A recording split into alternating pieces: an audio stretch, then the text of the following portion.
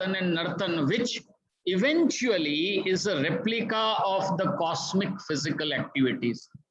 ब्रह्मांड में भी इसी तरह की गतिविधियां चालू हैं। एक सजेस्टेड रीडिंग यहाँ मैं आपको कहना चाहूंगा, यदि आपने फ्रिट्ज ऑफ कापरा की किताब पढ़ी है the Tao of physics, then you can understand what I am trying to say. यदि आपने नहीं पढ़ी है तो एक बार उसको पढ़ने का उपक्रम भी कीजिएगा। तो जो डांस और म्यूजिक ब्रह्मांड में चलता है, ग्रहों का चलता है, उपग्रहों का चलता है, नक्षत्रों का चलता है, उसके बारे में काफी अच्छी तरीके से वहां बात बताई है। अभी आदरणीय कोटेचा जी ये कह रहे थे कि भाई बेसिक साइंस के बारे में हम लोगों को जानना चाहिए। हमारा मेटाफिजिक्स भी क्वांटम से बना हुआ है, तो यदि हम ऐसी चीजों को भी साथ में देखते जाते हैं, समझते जाते हैं, पढ़ते जाते हैं, तो हमारा आयुर्वेद का ज्ञान भी उतना ही ज्यादा मुखरता जाएगा और प्रमुख होता जाएगा।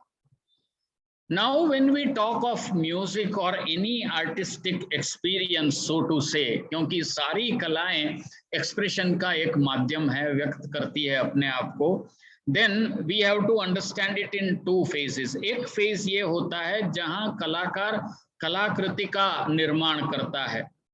कलाकार जब कलाकृति का निर्माण करता है तो उसके ऊपर भी कई सारे तत्व जो हैं वो प्रभाव करते हैं। से फॉर एग्जाम्पल, मैं गुजरात से हूं, अब शायद थोड़ी ठीक ठाक हिंदी बोल लेता हूं, शायद थोड़ी ठीक ठाक अंग्रेजी भी बोल लेता हूं, ये दूसरी बात है। पर जब समझने की और जब अपने अंतरतम के भावों को व्यक्त करने की बात आएगी, तब मैं अपनी जो मातृभाषा है उसमें जिस प्रकार से जिस चीज को व्यक्त कर पाऊंगा, शायद और किसी में मैं न कर पाऊं। तो समझने के लिए जब मुझे गाना गाना है या कोई कलाकृति का निर्माण करना है, तो गुजराती में उसको करना मेरे लिए आसान रहेगा। अब मुझे कोई कह दे कि भाई आपको मलयालम में गीत गाना है, क्योंकि मैं उस कल्चर को बिलोंग नहीं करता हूं, क्योंकि मुझे वहां का रहन सहन सारी चीजों को आत्मसात नहीं किया हुआ है, इसलिए मैं उसमें जो भी करने जाऊंगा उसमें थोड़ी बहुत तो कृत्रिमता कहीं पर तो होगी। मैं पूर्णतया शायद उस चीज से जुड़ नहीं पाऊं। जब ऐसा होगा तो मेरे द्वारा जो भी पैदा किया जाएगा उसमें भी वो कमी आप महसूस करेंगे। दूसरी बात है कि वो कला की जो चीज मैं बनाने जा रहा हूं व करने जा रहा हूं, उस वक्त मेरे मनोभाव क्या है, whether I am happy, whether I am unhappy, whether I am being troubled by something, why I am doing it, क्या मैं उसको सिर्फ पैसे के लिए कर रहा हूं या किसी को खुश करने के लिए कर रहा हूं या अपने आप को ईश्वर से जोड़ने के लिए कर रहा हूं। क्योंकि कलाएं जितनी भी हैं वास्तव में तो वे भी आत्मोन्नति का एक जरिया है सही मायने में। उससे लोगों को आनंद मिलता है या उससे हमको पैसा मिलता है या उससे लोगों का मनोरंजन होता है, ये उसका दूसरा पक्ष है। स्वामी हरिदास जी की जीवन का यह एक वाकया है, आप सब लोगों ने शायद जाना होगा। बादशाह अकबर के दरबार के संगीतकार थे तानसेन जी, और लोगों ने उनको बताया कि तानसेन जी के गुरु जो हैं हरिदास जी, वो तानसेन जी से भी बेहतर संगीतकार हैं। तो बादशाह सलामत ने फरमाया कि भाई मुझे उनका गाना सुनना है। बिरबल जी ने बोला कि भाई आपको उनका गाना सुनना, तानसेन जी ने बोला कि यदि आपको उनका गाना सुनना है तो आपको भेष बदल के मेरे साथ आना होगा और छिप करके रहना पड़ेगा। तो फिर वो वहां गए, फिर उन्होंने गाना गाया। उन्होंने पूछा कि भाई this was very divine, why was this difference.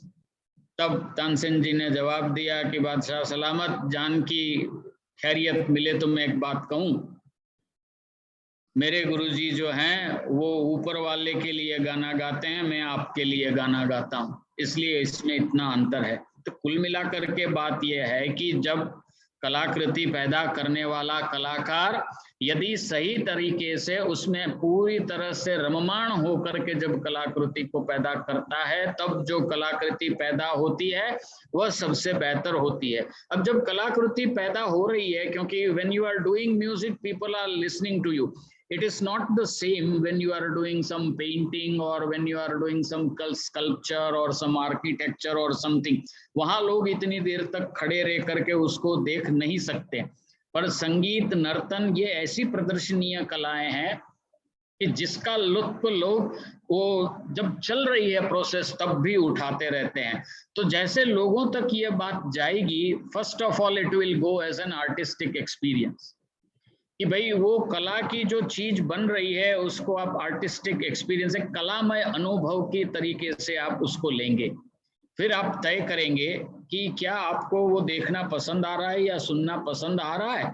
यदि हाँ, तो आप उसके साथ जुड़े रहेंगे, उसको और ज्यादा पसंद देखना पसंद करेंगे आगे। उसके बाद में it will set in your memory, you will start flowing with it. आपने देखा होगा कि जब आप किसी संगीत का कार्यक्रम देखने जाते हैं तो उसमें कई जगह ऐसी होती है जहां आप सडनली उसके साथ या तो ताली बजाने लग जाते हैं या किसी विशेष जगह पर इतना आपको आनंद आ जाता है कि आपके मुंह से वाह वाह ऐसा निकल जाता है। आपको कोई कहता नहीं है कि यहाँ वाह बोलिए। हाँ, कई बार ऐसा होता है कि कुछ लोग, बाकी के लोग वाह बोल रहे हैं इसलिए वाह कर रहे हैं, but then that is something very different. Otherwise it comes from the bottom of the heart to say वाह, because that touches your core, that touches your inner self. जो चेतना का हमारा स्थान है उसको स्पर्श करता है। And then after your brain starts analyzing and evaluating, and then you will have the effect and experience। कई बार ये होता है कि कोई कार्यक्रम आप देखने गए या कोई सिनेमा भी यदि आप देखने गए हैं तो हॉल से बाहर निकलते हुए या कार्यक्रम से बाहर निकलते हुए आपको उसमें जो प्रस्तुत हुए हैं उस कार्यक्रमों में से या तो कोई गाना याद रह गया है या कोई म्यूजिक पीस याद रह गया है, उसको गुनगुनाते हुए या उसको बजाते हुए आप बाहर निकलते हैं। This is what is the imprint a music can leave on you. So then when we talk about the dimensions of nada in music, there are basically one dimension, that is the difference in the notes, यानी कि स्वरों में जो अंतर है, that is the main dimension। But 5 प्रकार के अलग अलग आयाम हम नाद के समझ सकते हैं संगीत में, प्रभाव को समझने के लिए और उन प्रभावों के आधार पर उसका प्लानिंग करने के लिए। स्वर, वैसे 7 स्वर हैं और 5 जो हैं विकृत स्वर हैं, कुल मिलाकर के 12 स्वर हैं। देन कम्स ताल, रिदम, कई प्रकार के ताल हैं, 4 मात्रा के ताल, 5 मात्रा के ताल, 6 मात्रा के ताल, 8 मात्रा के ताल, 10 मात्रा के ताल। फिर अलग अलग लय हैं, विलंबित लय, मध्य लय और द्रुत लय। वाद्य अलग अलग प्रकार के हैं जो मैंने पहले भी आपको बताया। एंड देन कम्स ध्वनि, वॉइस। जब हम वोकल म्यूजिक की बात करते हैं particularly, then the voice of the singer definitely matters when we are talking about the probable effect of the music. ये किसी का माइक्रोफोन चालू है, उसको बंद करेंगे कृपया। करवा रहा हूँ रमन जी, चेक कर रहा हूँ, please. I am not checking it, I am doing it. So then when we are talking about the notes or swara, then the musical notes are related with so many things. कंपन संख्या, that is frequency, aesthetical taste, जो 9 रस बताए हैं हमारे शास्त्रों ने, करुण, मधु, हास्य, श्रृंगार, भय इत्यादि, तो उनके साथ ये सारे गमा पधनी जुड़े हुए हैं। पर एक देवता के साथ कोई ना कोई ये जुड़े हुए हैं, किसी ना किसी प्लैनेट यानी कि ग्रह के साथ जुड़े हुए हैं, राशि के साथ जुड़े हुए हैं, नक्षत्र के साथ जुड़े हैं, वर्ण के साथ जुड़े हैं। जब हम बात करते हैं वाणी की, तो परा, पश्यंती, मध्यमा और वैखरी वाणी की हम बात करते हैं। वहां एक बात आती है पश्यंती, where the speech can be seen, आप लोगों ने तो पढ़ा है कि नहीं, I don't know about this practical which was done in Germany by Pandit Omkarnath Thakur when he was asked to sing before a chemical screen. And when he started singing before the chemical screen, different colors started coming up. That means every note of music has a relationship with a definite color. तो जब आप उस note को गाते हैं तो उस प्रकार के कलर का अर्चन भी साथ में होता है। जब हम आयुर्वेद की बात करते हैं तो हर स्वर का एक शारीरिक दोष के साथ संबंध है, वात पित्त कफ के संदर्भ में। साइकोलॉजिकल ह्यूमर यानी कि सत्व रजस और तमस के संदर्भ में भी उसका संबंध है। हालांकि हम जानते हैं कि आकाश का गुण शब्द है और आकाश सत्व बहुल होता है, पर फिर भी कितनी फ्रीक्वेंसी पर कौन सा साउंड चल रहा है उसके आधार पर रजस और तमस को भी वो ला सकते हैं या उसको कम कर सकते हैं। इसका ऐसा प्रभाव स्वरों का रहता है। lingual taste, when we talk about Shadarasa, Maduram, Lavan, Katutik, Kashai, then music has different notes, have relationship with different tastes, lingual tastes, and ultimately जो हमारे षट चक्र कह लें या सप्त चक्र कह लें, तो सारेगमा पधनी इन षट चक्रों के साथ उनका ताल्लुक है और क्रमशः वो चक्रों को एक्टिवेट करने का भी कार्य करते हैं। और हम जानते हैं कि जो चक्र हैं वो हमारे ऊर्जा के केंद्र हैं। इन्हीं स्वरों से बनता है राग। तो राग के बारे में ये बताया, रंजको जनचित्ता नाम योयम ध्वनि विशेषस्तु स्वर वर्ण विभूषितः रंजको जनचित्ता नाम स राग कथितो बुधई, यानी कि ऐसा स्वर विशेष, क्योंकि राग की कुछ संकल्पना शास्त्रों ने ऐसी बताई है कि जिसमें कम से कम 4 स्वर रहने चाहिए आरोह और अवरोह में। हालांकि ज्यादातर आप देखेंगे तो ऑर्डव यानी कि 5 स्वर, षाडव यानी कि 6 स्वर या संपूर्ण यानी कि 7 स्वर, या तो आरोह में 5 रहेंगे या 6 रहेंगे या 7 रहेंगे। सिमिलरली अवरोह में भी या तो 7 रहेंगे या 6 रहेंगे या तो 5 रहेंगे। उसके आधार पर राग की जाति तय होती है। कौन से समय में किस जाति का राग गाना चाहिए उसके विषय में भी शास्त्रकारों ने अपना मंतव्य रखा हुआ है। तो जब हम रोग इत्यादि के संदर्भ में बात करते हैं तो वहां ऑर्डव जाति के राग गाने चाहिए, ऐसा शास्त्र वचन है।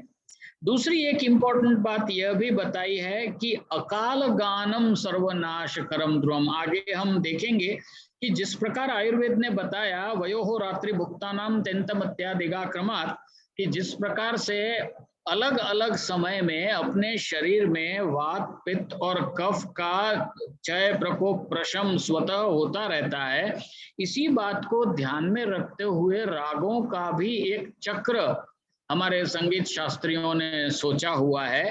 तो जो हमारे देह में होने वाले वात पित्त कफ के चक्र और स्वरों के चक्र को साथ में सामंजस्य करते हुए खास विशेष समय के विशेष राग, खास ऋतुओं के विशेष राग, ऐसा शास्त्र वचन है। तो शास्त्रों ने ये भी बताया कि यदि आप समय का पालन नहीं करते हैं गाने में तो अकाल गानम सर्वनाश करम ध्रुवम, इसकी वजह से क्या होगा कि आपकी जो सर्काडियन रिदम्स हैं उसके ऊपर अनवांटेड इम्पैक्ट होगा। अब ये बात हो गई अपथ्य पालन की, और हम जानते हैं कि भाई पथ्य पालन का क्या महत्व है और अपथ्य पालन से क्या नुकसान हो सकता है।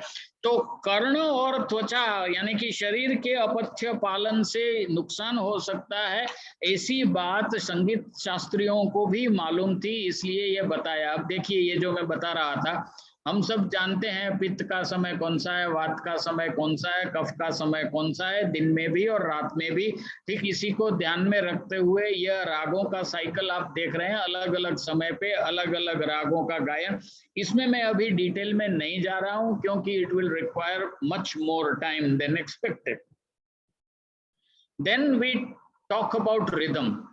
जैसे मैंने आपको बताया कि अलग अलग ताल बताए, तो ताल का क्या रोल क्या है? शास्त्रों ने कहा ताल हीने काय रोगो धातु हीने धनक्षय धातु मातु पदम यन्नास्ति तद गीतकम रिपुः। जिसमें ताल न हो ऐसा गाना, बेताल गाना जो है वह आपके शरीर की जो नॉर्मल रिदम्स हैं उसको डिरेंज कर देता है। हम जानते हैं हमारे ब्रीदिंग की एक रिदम है, हमारी स्पीच की एक रिदम है, हमारे हार्ट की एक रिदम है, और ये जो लब डब के ऊपर तो हमारा पूरा संसार चलता है। ताल जो है वो सीधा इसके ऊपर अपना प्रभाव करता है। तो ताल कहाँ काम आता है? जैसा मैंने पहले कहा, एस्थेटिकल टेस्ट, यदि आपको कोई रस पैदा करना है, अब रस पैदा तभी होगा जब हमारा ब्रेन उस प्रकार से उसका श्रवण करेगा। मैं आपको थोड़ा सा उदाहरण दूं, सारे ग म, आपने ये तो जाना ही होगा। तो पहली दो नोट है सारे, ठीक है ना। अब सारे रे तो ये भी है, पर पहला जो था वो शुद्ध ऋषभ था, और दूसरी बार जो मैंने गाया सा के बाद में वो कोमल ऋषभ है। तो जैसे शुद्ध ऋषभ और कोमल ऋषभ का गान हुआ, शायद आपको पता चला होगा कि देयर इज अ डिफरेंस। पहले में थोड़ा सा रोबस्टनेस थी, थोड़ा सा एरोगेंस था, थोड़ा सा वजन था, और जब दूसरा हुआ तो उसमें थोड़ा सा मार्दव आ गया, थोड़ा सा कोमल हो गया, उसमें कोमलता दिखी। The same thing will impact on our emotions, और जब ये इमोशंस के ऊपर इम्पैक्ट होता है then it will result in generation of the mood elevators accordingly. अब मूड एलिवेटर्स क्या हैं कहने की आवश्यकता तो है नहीं, फिर भी ये सेरोटोनिन है, एंडोर्फिन्स है, डोपामाइन है, ऑक्सीटोसिन है, इनकी हम बात कर रहे हैं। So then if there is proper taal with the music then aesthetical test will be done accordingly. कई बार ये मैं उदाहरण भी देता हूँ, जैसे हम शिव तांडव स्तोत्र की बात करते हैं, जटाटवी गलत जट प्रवाह पावित स्थले गले वलंब लंबितम भुजंग तुंग मालिकम जटाकटाह संभ्रमम भ्रमम निलिम्प निर्जर, ठीक है ना। ये रौद्र स्वरूप है क्योंकि यह तांडव स्तोत्र है। अभी इसी को हमने थोड़ा लास्य के तरीके से गाया तो उसका इम्पैक्ट है वो बदल जाएगा। जटा कटाह संभ्रमम भ्रमम निलिम्प निर्जरी विलोल वीचि वल्लरी विराजमान मूर्धनि धगद धगद धगद जवल ललाट पट्ट पावक किशोर चंद्रशेखरे रति प्रतिक्षणम मम। अब अंतर देखा आपने कि जहां आपको एक बड़ी ही जोरदार इम्पैक्ट चाहिए वहां आपको कैसी रिदम का उपयोग करना चाहिए, जहां आपको शांत या लास्य भाव या श्रृंगार का भाव पैदा करना है वहां क्या करना चाहिए। This can be done through rhythms. Then rhythm induces physical and mental activeness. अब देखिए जब परेड होती है तो खास प्रकार से ड्रम बजता है, किसी दूसरे प्रकार से नहीं बजेगा। जब युद्ध में भी जाते हैं तब वहां पहले के जमाने में भी नगाड़े बजाए जाते थे, और वहां हमने देखा चित्र में भी एक नगाड़ा था, क्योंकि वो भी उतना ही पुराना है, उसको दुंदुभी कही गई है। सुश्रुत संहिता में दुंदुभी स्वनीय अध्याय है, और ये भी कहा गया है कि जब जनपदो ध्वंस हो तब दुंदुभी की पटक के ऊपर जो विषनाशक अगध है उसका लेप करके दुंदुभी को बजाना चाहिए। अब ये आजकल हम फोगिंग की बात करते हैं या सैनिटाइजर का स्प्रे करने की बात करते हैं, उस जमाने में इस प्रकार की प्रक्रियाएं हुआ करती थी शायद। तो ये बात बताइए, लय जो अलग अलग प्रकार की लय है, it helps the production of the aesthetical test.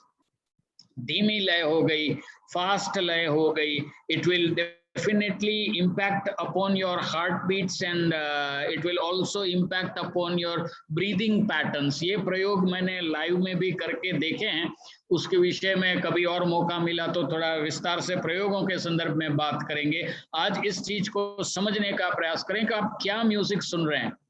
यदि आप रॉक एंड पॉप म्यूजिक ज्यादा सुनते हैं देन आपके कार्डियक प्रॉब्लम्स होने के स्कोप और बढ़ जाते हैं, ये भी आप याद रखें। Because those rhythms are anapestic to heart. Anapestic का मतलब लब और डब की जगह पर डब और लब होता है। अब आपका हार्ट बोल रहा है लब और डब, और आप जो सुन रहे हैं वो है डब और lub, that means it will negate the activity of the heart and that can result in cardiac problems. Okay, this is not what I have to say. This is what the researches have been done upon. Then we come to different musical instruments. I said they have got very relevance scientifically. जो percussion या rhythm के instrument होते हैं वो अधरांग शरीर के नीचे के हिस्से पर अपना प्रभाव डालते हैं। ब्लोइंग जो फूंक से बजाने वाले हैं they impact on the middle part of your body. Stringed instruments जो है वो ऊर्ध्वांग पर, ऊपर के टॉप यानी कि आपके ब्रेन और नर्व्स के ऊपर काम करते हैं। और जो मेटालिक परकशंस हैं they work on the whole body, सर्वांग में अपना काम करते हैं। और अब इसीलिए आप देखिए कि महादेव के पास डमरू है, विष्णु के पास और कृष्ण के पास बंसरी या शंख है, सरस्वती के पास जो है वो वीणा है, और घंटा या जान जिसको हमने बताया हुआ है वो करीब करीब सारी देवियों के पास ये देखने को मिलता है। Then we come to why there is difference in the sounds of musical instruments. That is because of the waves, sound waves which they produce. You can see the difference between the sound waves produced by tuning fork or violin or flute or a cymbal. That is how your ears recognize it separately. And then because it recognizes it separately, the cilia vibrate differently. And because cilia vibrate differently, the message goes to different centers in the brain. This is how your frontal cortex as well as your memory centers are activated. And accordingly, the impacts follow through the chain of either the parasympathetic or the sympathetic chain. When we talk about therapy, it is the use of measures for restoration of the health. It may be drugs, rehabilitation, whatever. And a drug is any substance or product that is used or intended to be used to modify or explore the physiological systems or pathological status for the benefit of the recipient. With regards to music therapy, music itself becomes a drug and hence it must be planned. अब मैंने अब तक जो आपको समझाया संगीत और संगीत के अलग अलग आयामों के बारे में, इससे यह बात तो तय हो जाती है कि उन सब आयामों के बारे में यदि आप सही तरीके से सोचते हैं then you can plan the drug which is known as music, which can be given in a particular situation to a particular patient or a particular person. If it is not properly planned, then it can create even disturbances and problems. Please also understand this. So again there are theories कि भाई ये soothing effect संगीत से हो रहा है तो क्यों हो रहा है। तो पहली थियरी है बायोकेमिकल थियरी। वो ऐसा कहती है कि आप जो कुछ भी सुनते हैं वो शरीर में जाकर बायोकेमिकल्स में बदलता है, और चूंकि वो बायोकेमिकल्स में बदलता है तो वो शरीर के विभिन्न बायोकेमिकल्स को बाद में एक्टिवेट करता है और इस प्रकार से एक रिजल्ट जनरेट होता है जो मैंने आपको ऑक्सीटोसिन वगैरह के बारे में बताया। The second is entrainment theory. मैंने बताया कि आप गाना गुनगुनाते हुए हॉल से बाहर निकलते, that means your brain trained itself. अच्छा, मजे की बात यह है कि जब आप संगीत सुनते हैं then you become a resonator. आप म्यूजिक को रेजोनेट करते हैं, तो जो बाहर की चीज बज रही है वही आपके भीतर भी बजने लगती है। इसलिए कई बार आपको ये देखने को मिलेगा कि कभी तो आपके हृदय में थोड़ा सा कंपन महसूस होता है, या आपके पेट में कंपन महसूस होता है, या आपके दिमाग में भी कंपन महसूस होता है, अलग अलग फ्रीक्वेंसी की अलग अलग आवाजों से। और एक मेटाफिजिकल थियरी है वो ऐसा कहती है कि चूंकि संगीत जो है दिव्य है, it is spiritual in nature, तो आपके आत्मा को वो जगाती है, आपके आत्मिक भावों को जगाती है। और जब हम आत्मा के गुण देखते हैं लिंगानी परमात्मन जो कि चरक संहिता में दिए गए हैं, या जब आत्मज भाव की हम बात करते हैं तो उनको भी हम थोड़ा सा ध्यान से देखें तो हम इसके साथ कोरिलेट कर सकते हैं, क्योंकि धी धृति स्मृति जो प्रज्ञा की पूरी बात है, इट इज रिलेटेड विथ आत्मा, which again is related with indriyas, and music also is related with indriyas, because sparsha is related with the skin, and then agni is related with the eye, and when you talk about ether, it is related with your ear. जब हम संगीत कैसे देना चाहिए उसकी बात करते हैं तो बेसिकली दो प्रकार के तरीके हैं, एक है डायरेक्ट, दूसरा है इनडायरेक्ट। डायरेक्ट में ये होता है, इसको कुछ लोग एक्टिव भी कहते हैं, कि जहां जो व्यक्ति है वो खुद संगीत पैदा करने का उपक्रम करता है, वो खुद बजाता है या गाता है। इनडायरेक्ट में ऐसा होता है कि वो व्यक्ति उसमें डायरेक्ट पार्टिसिपेट नहीं करता। It can also be understood as passive. जब पैसिव की हम बात करते हैं तो उसमें भी दो बातें आती हैं, one is live and another one is pre recorded. Live में ये होता है कि उस व्यक्ति के सामने कलाकार लाकर के संगीत पैदा किया जाए जब हम गाना सुनने जाते हैं कंसर्ट में, और दूसरा होता है कि प्री रिकॉर्ड जिसको हम सुनते हैं। तो लाइव में ज्यादा इम्पैक्ट देखने को मिलता है। मैंने जो कुछ प्रयोग किए उसमें active is more beneficial as it includes personal involvement, खास करके जो अल्जाइमर्स वगैरह के पेशेंट्स होते हैं, या जहां मेमोरी की तकलीफ वाले पेशेंट्स होते हैं, या तो जो स्पेशल किड्स वगैरह होते हैं, उनको यदि आप लाइव एक्टिव करवाते जाएं तो उनकी मेमोरी बूस्टिंग की प्रोसेस अच्छी तरीके से होती है, उनकी मूवमेंट्स में कोऑर्डिनेशन अच्छी तरीके से आने लगता है। So would be the live because of the direct contact of the artist, that is the easy sensory perception. And then when we talk about therapeutic utilization of music, कितने प्रकार से हम म्यूजिक को डाल सकते हैं एज अ थेरेपी।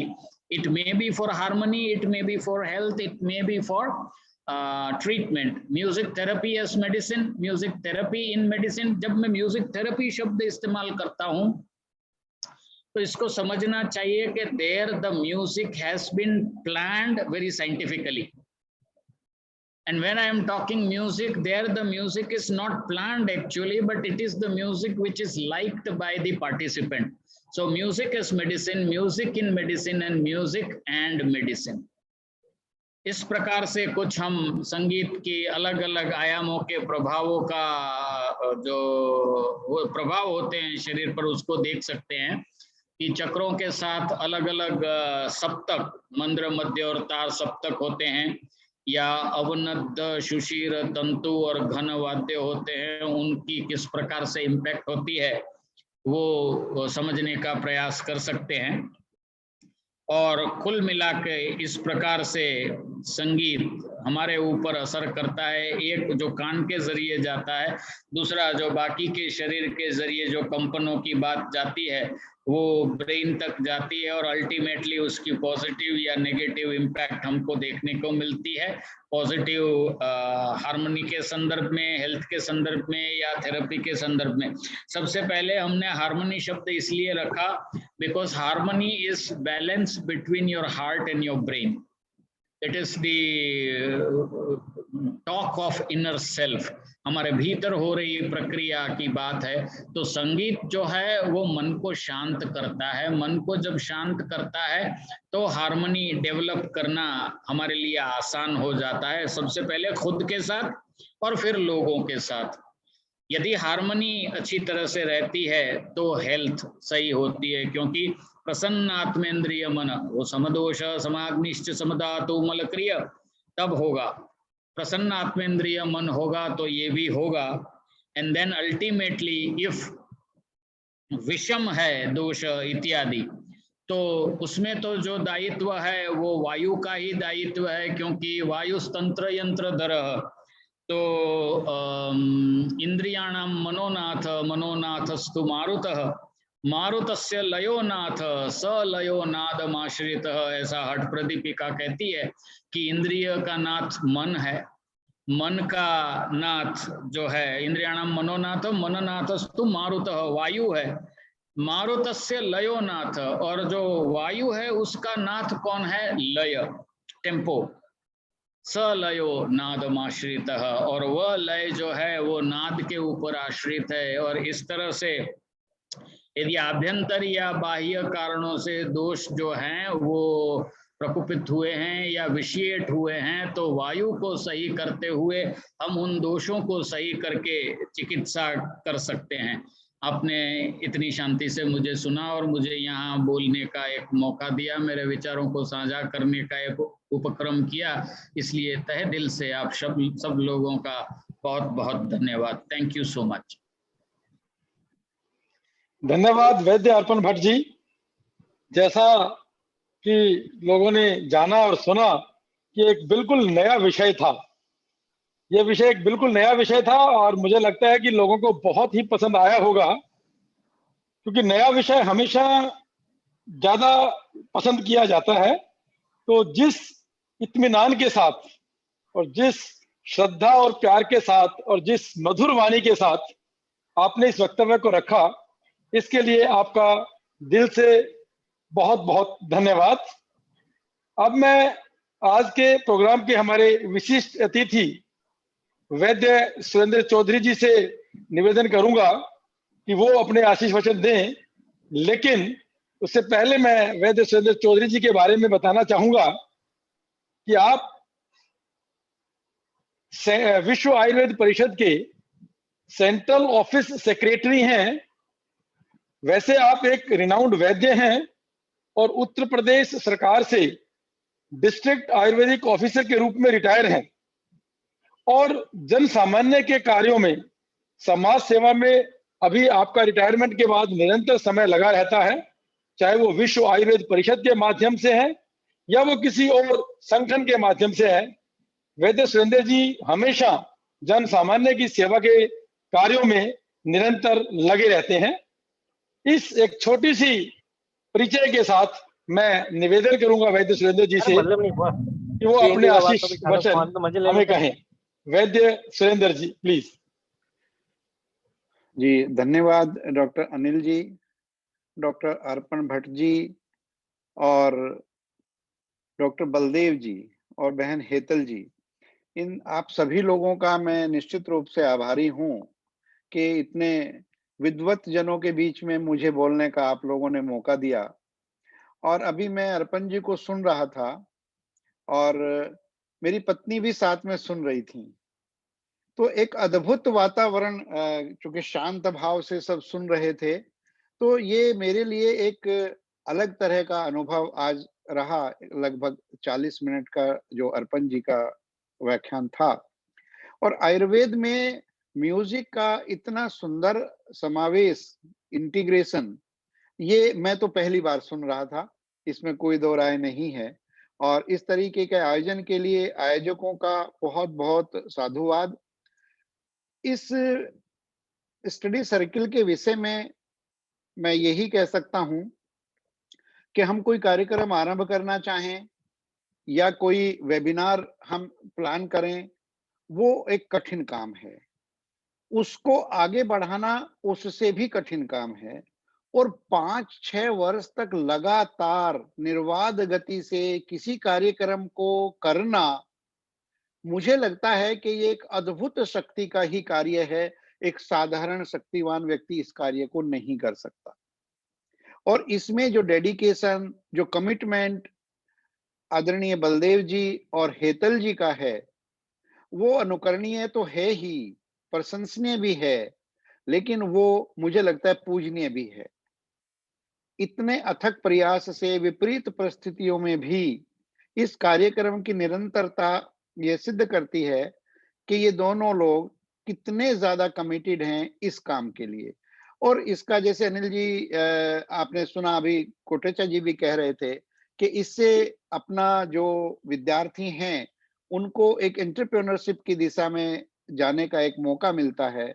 और जो इन्होंने, जितनी मेरी बात इनसे होती है, पहले विद्यार्थियों को खुद पढ़ाते थे, उसके बाद विद्यार्थी ही विद्यार्थी को, जो गुरुकुल परंपरा हमारे यहाँ हुआ करती थी, गुरुकुल में तो कभी कोई अध्यापक बाहर से आता नहीं था, वहीं सीनियर बच्चे जूनियर को पढ़ाते थे। तो ये एक अद्भुत कार्यक्रम इन लोगों ने इतने लंबे समय तक किया और विश्व आयुर्वेद परिषद निश्चित रूप से इन दोनों के प्रति बेहद आस्थावान है और हर मंच पर इस कार्यक्रम की चर्चा प्राय हम लोग करते हैं। अभी योगा इंटरनेशनल योगा डे पर विश्व आयुर्वेद परिषद के विदेश प्रकोष्ठ की मीटिंग थी और वहां भी हमने इस कार्यक्रम का बहुत इम्पोर्टेंस कितनी है और प्रोमिनेंटली इसको उठाया कि एक ऐसा कार्यक्रम भी है जो निरंतर इतनी आबाद गति से चल रहा है। तो मुझे लगता है कि ये एक अद्भुत और एक अप्रतिम कार्य है। इसके लिए मेरी तरफ से और मुझे लगता है मेरे जैसे बहुत सारे लोगों की तरफ से साधुवाद, और आपने मुझे अपने बीच में 2 शब्द रखने का अवसर दिया, इसके लिए आयोजक को भी मैं धन्यवाद दूंगा। और अर्पण जी, आज मैं पहली बार आपसे जुड़ा हूं, बहुत बहुत साधुवाद, बहुत अच्छा लगा और आगे प्रार्थना करूंगा कि इस विषय पर क्लिनिकल एस्पेक्ट पर आपका ज्ञान हम लोगों को मिले।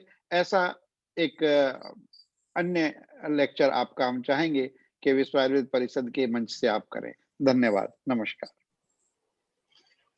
धन्यवाद वैद्य सुरेंद्र जी, बहुत ही चंद शब्दों में आपने इस वीकली स्टडी सर्कल के बारे में इतनी विस्तृत जानकारी दी, उसके लिए आपका बहुत बहुत धन्यवाद।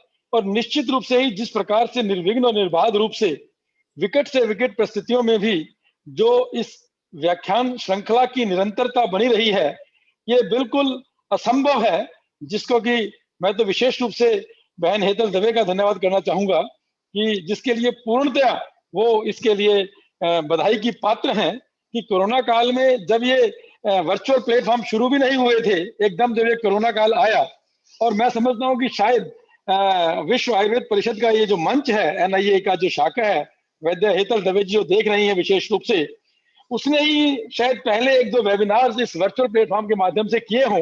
ये बहुत ही एक मतलब कि ऐसी बात है कि जिसका शब्दों में हम बयान नहीं कर सकते। तो मैं समय ज्यादा ना लेते हुए यहाँ पे बताना चाहूंगा कि हमारे साथ वैद्य गीता गर्ग हैं, वो प्राचार्य हैं आयुर्ज्योति महाविद्यालय में। अगर वो इस समय तक जुड़ी रहे, क्योंकि वो हर इस कार्यक्रम में पूर्णतः जुड़ी रहती हैं और अपना सहयोग देती हैं। तो वैद्य गीता जी अगर मेरी आवाज सुन रही हो तो मैं उनसे निवेदन करूंगा कि वो भी आज के इस कार्यक्रम में अपने 2 वचन 2 शब्द रखें। वैद्य गीता गर्ग जी। नमस्कार सर। नमस्कार जी। आवाज आ रही होगी सभी को। तो आयुर्वेद को समर्पित सभी विशिष्ट महानुभाव जो इस मंच पर आज जुड़े हुए हैं, आदरणीय वैद्य doctor Rajesh Kotecha ji, honourable vice chancellor doctor Baldev sir, registrar doctor Anil Sharma sir, और आज के स्पीकर वैद्य अर्पण दत्त सर, और ऑनरेबल हमारे जो चीफ गेस्ट आदरणीय doctor Surendra Chaudhary ji, respected madam Hetal Dave ji, आप सबको मेरा नमस्कार। और इस स्टडी सर्कल की जो मुख्य कर्णधार हैं मैडम हेतल दवे मैडम, मैं आपको इस 300वें व्याख्यान की सेलिब्रेशन की बहुत बहुत आपको हार्दिक बधाई देती हूँ। और जो ये स्टडी सर्कल था, जैसे पहले भी डिस्कस हुआ है, 2015 में शुरू हुआ था, तो उस समय हम लोग फिजिकली उन लेक्चर्स को नहीं अटेंड कर पा रहे थे, परंतु जैसे ही कोविड शुरू हुआ उसके बाद हम लोग इस व्याख्यान श्रृंखला से जुड़ पाए और हमारे जो स्टूडेंट्स थे हरियाणा के, बहुत से बच्चे यूजी के पीजी के सब लोग उस व्याख्यान माला में जुड़े रहे। और उस व्याख्यान माला में कुछ मैं अपने एक्सपीरियंस शेयर करूंगी कि इसमें एक तो डॉक्टर विरल भाई शाह हमें बहुत से जो द्रव्य गुण के प्लांट्स थे स्पेशली उनकी बहुत सी जानकारी, यानी उनकी एप्लीकेशन क्लिनिकल कैसे वो उसकी कल्पनाएं बना सकते हैं, हर रोज हमें समय देते थे और वो वंडरफुल था उनका कंट्रीब्यूशन।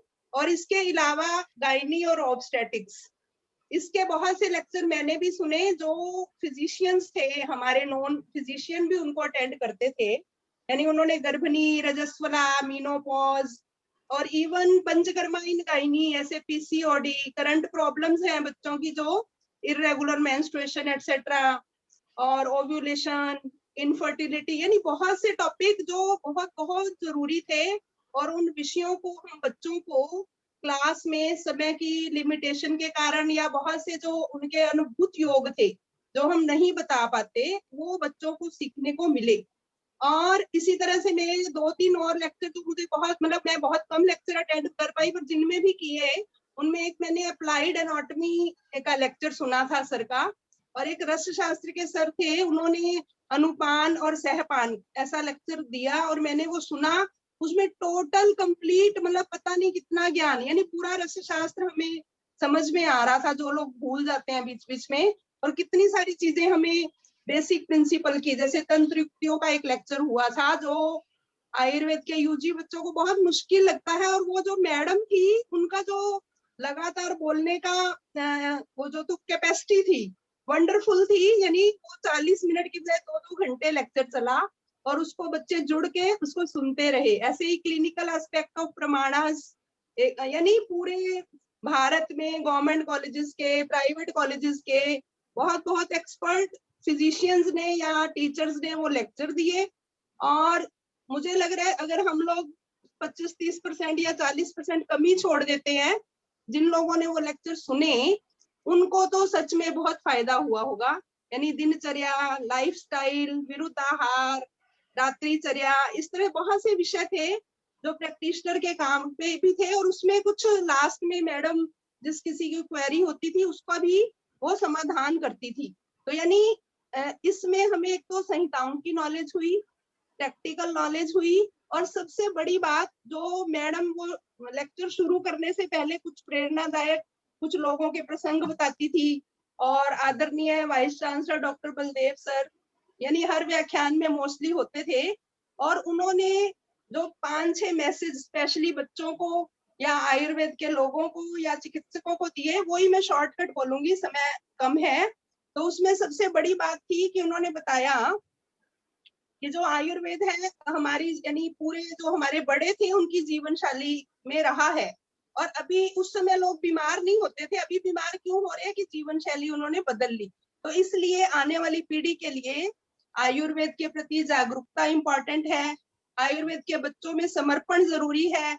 हमारे जो फिजिशियन है या जो स्टूडेंट्स हैं उनकी हमेशा यानी 100% उनकी उसमें कंट्रीब्यूशन अगर होगी, तो जो चुनौतियां आयुर्वेद के लोग आज महसूस करते हैं कि यार आयुर्वेद का कुछ फायदा होगा या नहीं होगा, उन चुनौतियों से हम बाहर निकल पाएंगे।